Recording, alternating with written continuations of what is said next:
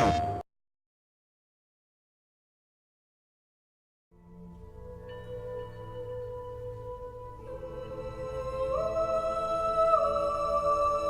original pitch for Horizon, it was very high level still, but some of the pillars that you see in the game right now were already there.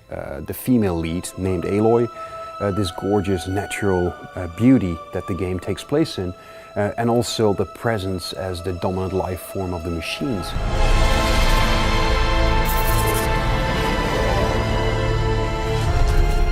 The machines turned out to be very much animal inspired.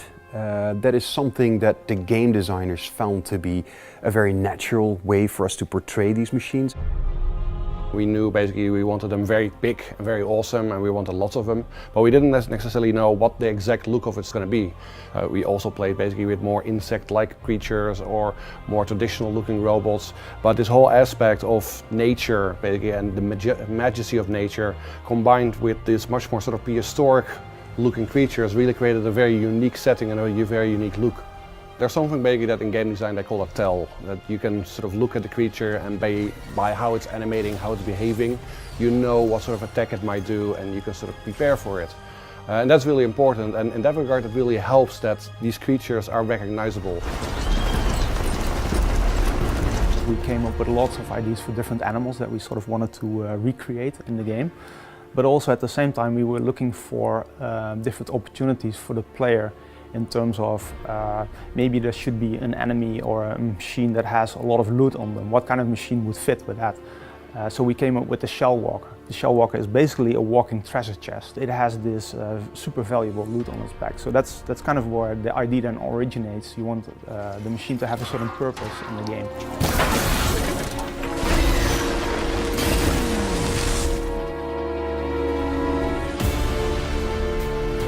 We wanted basically every aspect basically to have their own robots, and of course basically there are lakes and rivers and other sort of water bodies in our game as well. So the Snapmaw, the crocodile, basically was specifically designed to take advantage of those sort of environments and offer the player a new challenge in that environment. So the Snapmaw is one of the enemies that we haven't shown much of. It operates very often in groups. The machine itself is already very dangerous, especially in the water. Fortunately for Aloy we have sprint swimming, so she can swim a little bit more quickly. But often that won't be fast enough, so you have to be very careful. So Aloy has a unique ability. She can use her spear to override machines. The broadheads can, if you override them, you can use them as a mount.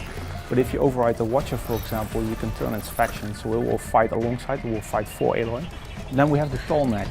Once she manages to climb the Tallneck and overrides the Tallneck, she uncovers a large part of the areas, clears the fog of war in that area, but also reveals machine locations throughout that entire region. She also unleashes a big blast that stuns any nearby machines in the region. So whenever you encounter a machine, you can see it in its idle behavior. But when the machine itself goes into combat mode, that's when the AI basically takes over. But you can learn and study their behaviors and get better at defeating them eventually.